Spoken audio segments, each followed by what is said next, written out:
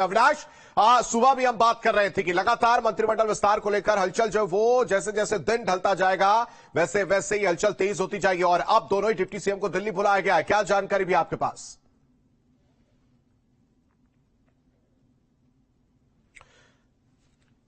चलिए दोबारा अविनाश से जुड़ने की कोशिश करेंगे। अविनाश को शायद तकनीकी खामियों के कारण आवाज नहीं जा रही, लेकिन इस वक्त की बड़ी खबर आपको बता दें कि मंत्रिमंडल विस्तार पर चर्चा संभव है। कल दोनों डिप्टी सीएम को दिल्ली बुलाया गया। सूत्रों के हवाले से खबर है जिसमें अमित शाह रहेंगे, साथ ही साथ दोनों डिप्टी सीएम मौजूद रहेंगे, बीजेपी के प्रदेश अध्यक्ष मौजूद रहेंगे और मुख्यमंत्री योगी आदित्यनाथ भी आज दिल्ली पहुंच रहे हैं। कल मंत्रिमंडल विस्तार और आज इन दो दिनों के बीच इस पर चर्चा जो है वो संभव मानी जा रही है। बीजेपी के बड़े नेताओं को दिल्ली बुलाया गया है। बड़ी खबर आपको बता रहे, लेकिन इसमें सबसे अहम दो नाम जो इस वक्त चर्चा का विषय बने हुए हैं वो है ओपी राजभर, साथ ही साथ दारा सिंह चौहान। ओपी राजभर का मंत्री बनना तय लगभग तय माना जा रहा है। सूत्रों के हवाले से खबर है। वहीं दूसरी तरफ दारा सिंह चौहान के नाम की भी अटकलें तेज हैं, लेकिन मंत्री की दौड़ से वो बाहर हो सकते हैं जिस तरह से घोसी का रिजल्ट जो है वो रहा। उसके बाद उनके नाम पर चर्चा तो हो रही है, लेकिन मंत्रिमंडल विस्तार में उनको जगह मिलेगी या नहीं मिलेगी, उन्हें मंत्री बनाया जाएगा या नहीं बनाया जाएगा, इसको लेकर अभी संशय बरकरार है, प्रश्न चिन्ह लगा हुआ है। और अविनाश हमारे साथ जुड़े हुए। अविनाश, प्रदेश अध्यक्ष भूपेंद्र चौधरी भी दिल्ली पहुंचेंगे, दोनों डिप्टी सीएम भी कल दिल्ली पहुंचेंगे, लेकिन आज मुख्यमंत्री योगी आदित्यनाथ पहुंचे और इस बीच हमने सुबह आपसे चर्चा भी की थी जिसमें यह हमने जिक्र किया था कि इस मंत्रिमंडल विस्तार में दो नाम बेहद अहम, एक ओपी राजभर, दूसरे दारा सिंह चौहान। बिल्कुल, देखिए आज शाम तकरीबन 3 बजे मुख्यमंत्री दिल्ली पहुंचेंगे, जहां पर अमित शाह से उनकी मुलाकात होनी है। देखिए माना जा रहा है कि आगामी लोकसभा चुनाव को लेकर चर्चा तो होगी ही, साथ ही में जो संभावित फेरबदल है योगी कैबिनेट का उसको लेकर मंथन किया जाएगा। और देखिए इस मंथन में जाहिर सी बात है कि वो चेहरे कौन कौन से होंगे जिन्हें योगी कैबिनेट में शामिल किया जाएगा, इसको लेकर वहां पर चर्चा होगी। हालांकि देखिए ये तय माना जा रहा है कि ओपी राजभर को मंत्री बनाया जाएगा।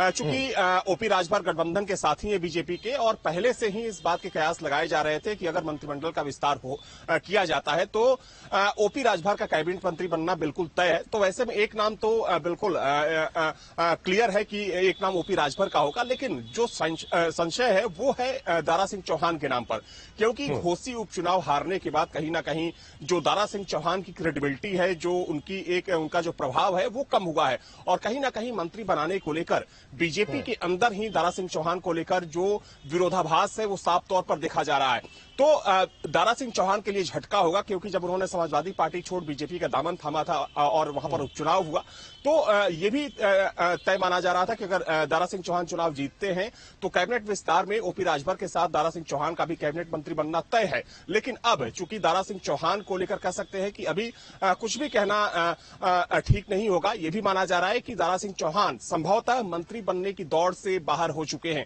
लेकिन देखिए एक बात और भी है कि जो कैबिनेट का विस्तार किया जाएगा, माना जा रहा है कि ये बहुत बड़ा विस्तार नहीं होगा। हो सकता है कि संगठन से एक दो और लोगों को विस्तार में शामिल कर लिया जाए, लेकिन कैबिनेट से किसी की छुट्टी होगी नहीं होगी, इसको लेकर भी अभी कुछ जो तस्वीर है वो साफ नहीं है। और इसी वजह से आज जो मुख्यमंत्री की बैठक होनी है, जो बातचीत होनी है अमित शाह के साथ, वो काफी महत्वपूर्ण है।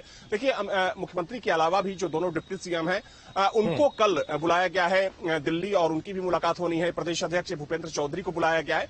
कुल मिलाकर कह सकते हैं कि जो कैबिनेट विस्तार है उसको लेकर अब लखनऊ में हलचल काफी तेज हो गई है और माना जा रहा है कि कभी भी कैबिनेट विस्तार की घोषणा की जा सकती है।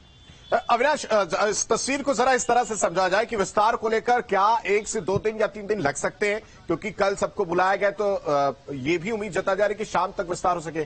साथ ही साथ अगर दारा सिंह चौहान को नहीं विस्तार में शामिल किया जाता है, नहीं मंत्री बनाया जाता है, तो ऐसे में जो 24 का चुनाव है क्या उस पर कोई फर्क पड़ेगा?